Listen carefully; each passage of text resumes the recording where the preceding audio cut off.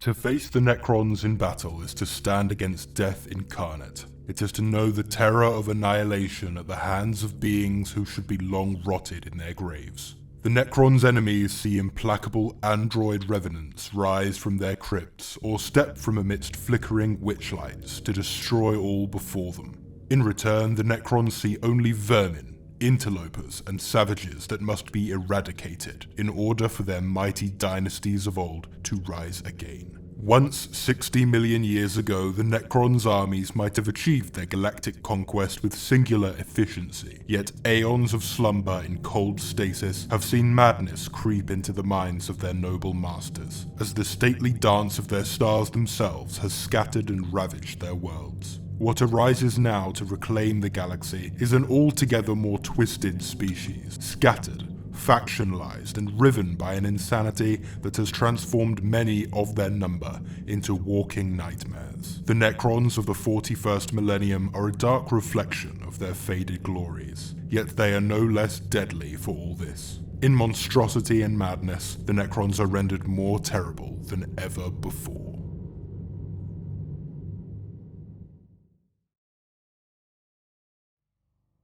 The lore of this codex begins with a really interesting, almost poem-like story about Amnok, a overlord who is in battle with some Eldar. And as you read through the story, you sort of see how Amnok is reminded of these moments from his previous life as a Necrontyr before biotransference. Moments from battle where he sees Eldar fall, or he looks up to the stars, and he is reminded of these previous things that are remnants of memories in his mind. They claw at his mind but are slightly just out of grasp. Obviously the destroyer cults, which have this crazy desire to destroy all organic life. The Flayer virus, which can spread between Necrons and gives them this crazed need to devour flesh and cover themselves in flesh. This story reflects on a lesser side of that. It's just a sort of light dementia, I suppose, where he feels like he can remember something but not quite, and it's really interesting to see the varies of them. They're not all either completely sane or completely mad, but there's degrees there. Following that story is the quote that I read at the beginning of this video, "In search of immortality." This is where we see the first glimmers of repetition being used in this codex compared to 9th edition. However, it does sum up very well what the Necrons are about. I think this is an excellent summary of the Necron faction. And it leads into quite a fleshed out lore section detailing the war in heaven, the awakening, and the journey that the Necron have been through to get to where they are today. To a long-time Necron fan, this might not be any surprise or anything new, but I think to a newcomer to 40k, to a new Necron player, it gives a very comprehensive overview of the Necrons, detailing the massive variety of Necron dynasties that there are, and going into some detail about some of the smaller ones. I think overall it gives a good taste and a good flavour of all the different dynasties and how you can flavour your own. There are so many, so varied. This universe of 40k is so big that you can sort of choose your own to a degree. You can take inspiration or you can make up your own, and it's fine, especially with how the rules are in 10th edition, where they're not fixed to any dynasty in particular. You're more free to choose your own playstyle, choose your own lore, and then pull upon the information that you have in the codex or in the books to build on that. A lot of these sections are reused from 9th edition. I went through briefly in the 9th edition codex and had a look, and a lot of the paragraphs are just taken word for word and pasted into this. There is a bit of embellishment here and there. For example, I think there's a bit more development on the Pariah Nexus, Illuminor Zeraz, the Silent King, and the Technomandrites, which are given a bit more detail, obviously because of how they play into the Pariah Nexus and how that is affecting the 40k verse at the moment. The new show on Warhammer Plus, the Pariah Nexus, is obviously a storyline that they want to follow. Also, throughout this lore section, there are little excerpts at the side of the main lore chunks, which give you sort of snippets, little lore nuggets, sub-stories that, again, give more little tastes of lore, give more little pieces to help build on that world, build on the universe, and how the Necron play into that. We do get a double-page spread on the Pariah Nexus in this codex, with some small excerpts from stories involved in the Pariah Nexus. Vantis 3, Yastan Delta, Borhorsis. I suppose these are similar to the Amnatep 2 stories that we got in the previous codex, although that was just one planet, different parts of one planet. This is more larger scale, everything going on within the Pariah Nexus, the area that it covers, and some of the key points that are crucial to the Silent King and Zera's plan for the Pariah Nexus. Detailing nodal systems, outlier systems, plundered or stilled systems, and the various different borders that the Pariah Nexus is operating within. It's really good that we've got something visual like this to explain, because it can be very hard to understand what areas things are taking place in within the 41st millennium when there are so many planets and systems involved. It's not extremely clear, but it is more clear than the previous codex, which had a galaxy graph of the awakening empires, and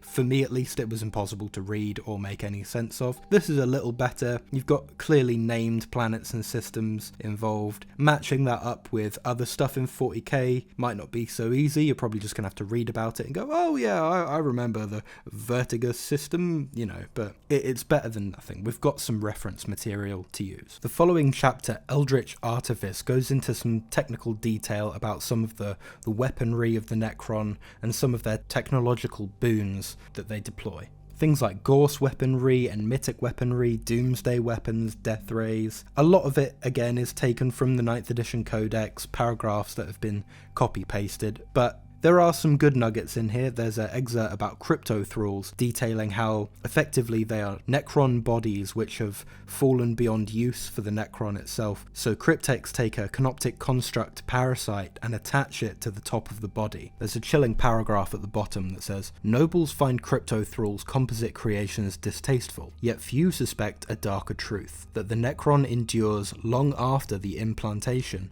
Over time, the invasive filament disassembles the Necron's mind as it silently screams. That's just terrifying stuff. Very 40k, love it. More detail after that about the Catan shards, obviously, the tomb worlds, the defenses of the tomb worlds, that sort of thing. It's good stuff for the world building of Necrons, but again, if you're a seasoned Necron enjoyer, it's probably nothing fresh. The Myriad Dynasty chapter details lesser famed dynasties and what they're about, pirate dynasties and ghost dynasties and all sorts, and it's very interesting stuff, but it's all taken from the 9th edition Codex. Paragraph for paragraph it reads the same, and with some of the excerpts at the side giving it a bit more to add to that, sometimes you notice a bit of repetition going on even within the Codex. I remember reading about one dynasty or pharaoh or something at the side of a page, and then a few pages later reading about it in the main text of the paragraph. So obviously they haven't thought about these things too much, they're just trying to slap content into it. And it is standalone, quite full of lore. The following chapter is entitled Lords of the Stars, and this details the hierarchy of the Necrons. We get a couple more paragraphs here, 4 columns instead of 3 across 2 pages, but we miss out on the handy diagram that they had in the last edition, which could be helpful for newer players to visualize how it all works, because the politics and the hierarchy of the Necrons can be quite confusing. I think as a written piece it's explained better in the text in the 10th edition Codex, but if you just want an at-a-glance view of how it all works for a new player, it might be a bit abstract. An interesting extra detail that we seem to get here is the explanation of the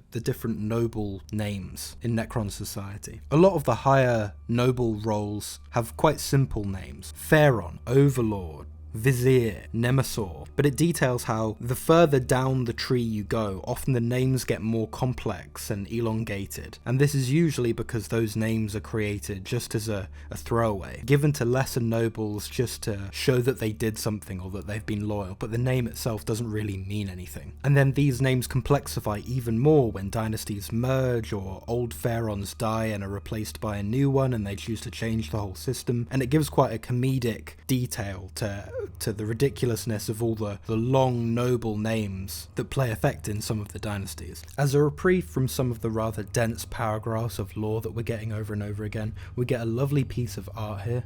I love this art. I think it really well shows the warring between dynasties, the great machines that they bring to bear against each other, how petty they can be fighting amongst each other when ultimately they're the same, which you could argue applies to a lot of 40k overall. It has a lot of character to the artwork. The engraved noble armor pieces that the Necrons are wearing in the art and the weapons that they're holding up to each other. It's not just the silver tide, implacable advance walking forward on another race. It's more regal figures. Clearly they've got beef with each other, and I don't know, it's very expressive to me. And following that, we get a great little story about Anrakyr the Traveller, who is a great character, probably one of my favourites. It's not a very long story, but I think it does great effect in showing the cool, calm, collected nature of Anrakyr, sort of walking into this tomb complex to face this court of hoity-toity overlords and cryptex and regents who aren't particularly welcoming to Anrakyr coming in and making a request, and he sort of displays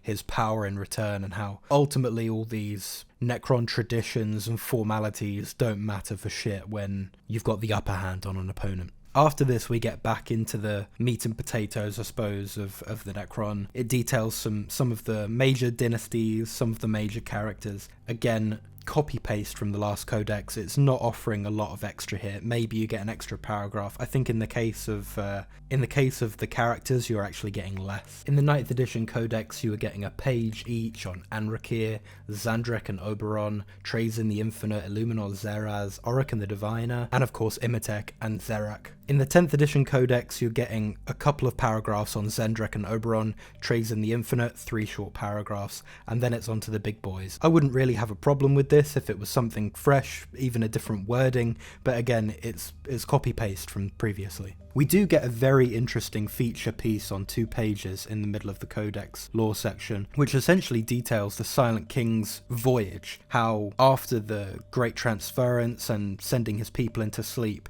he ventured out into the fringes of the galaxy, and I think it alludes that he built something out there. He built something for his people to inherit, to be gifted at the end of all mantles, which is very interesting. I think that could allude that while he was on the fringes of the galaxy, while he saw the Tyranids advancing towards the 40k galaxy, I think maybe he was building maybe a new Necron tomb world out there, some sort of new area for the Necrons to go to, maybe after a greater goal has been achieved. It also has some great artwork that shows possibly what the Necron tier looked like before biotransference, which is the first time we're seeing this in any Necron lore, and I think they've done good justice here. Great short paragraphs which are written in a very distinct style, showing how the Silent King has done so much for the Necrons and doesn't really expect anything from it. It doesn't expect any great praise or anything, but if the Necron dynasties knew of all that he had done, they would probably be a bit more grateful. And I think that's true personally. Silent King enjoyer on this side. I think the Silent King is probably the most selfless of Necrons. He sees the bigger picture of the galaxy, the threat of the Tyranids. He's more diplomatic. He's more likely to work with more 40k factions, I feel like. And there are some really interesting characters that play into the Silent King story, Zerikan's story, like Anrakyr the Traveller, Orican the Diviner, Illuminor Zeraz, and countless other characters.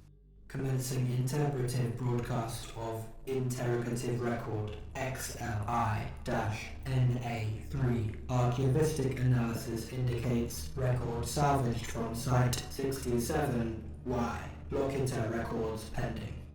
The lore chapters of this codex conclude with a short story from Sudiev Dekaith, rogue trader and captain of a ship called Emergent Concord. This short story sort of reminds me of, you know in Lord of the Rings when Saruman says to Gandalf, "The dwarves delved too greedily and too deep. You know what they awoke in the darkness of the mines." It's a similar situation here. The rogue traders are looking for artifacts and precious things that they can sell on. They stumbled across some mysterious blackstone tombs. They didn't know what they were looking at. They prodded a bit too deep, and the tomb world prodded back. Mountains erupt into rubble and collapsing cities, pylons being brought to the surface, legions of Necrons stomp their way out of their stasis. It really is terrifying to think from an Imperium perspective. Another world, seemingly nothing to be too worried about, and they awaken one of the most fearsome races in the galaxy. It's an interesting little short story, and it's a fun perspective to see things from the other side, you know, how utterly terrifying the Necron can be, not thinking of things from the perspective of your faction, but thinking of them as another terrifying Xenos that the Imperium is not even slightly prepared to deal with. This concludes the lore section of the book. I hope it's given you a decent impression of what it contains. You've got 3 short stories about 2 pages long that, as far as I can tell, are unique to this codex, and you've got a ton of information about the Necron as a faction, a lot of which is reused from previous codices,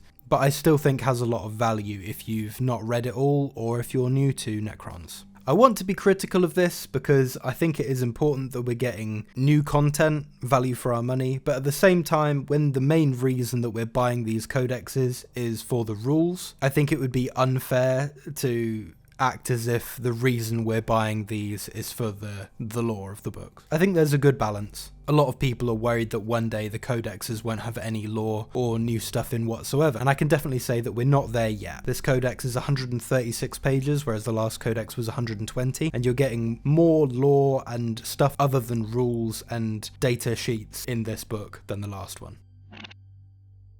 Now that we've moved out of the lore section and into sort of more the model/gameplay side of the book, there's a few pages on showcasing some of the miniatures painted by Games Workshop, so showing you some of the different colour schemes that you can paint your models up, and generally some pretty pictures of the miniatures. It's a bit of a sales pitch, but it's nice to see some glamour shots. After this comes a whole chapter on Combat Patrol. It's entitled Amnatech's Guard. Giving it a slight narrative twist, it details all of the models that are included in the Combat Patrol and provides data sheets for the slightly watered down versions of the units that you would use to play Combat Patrol.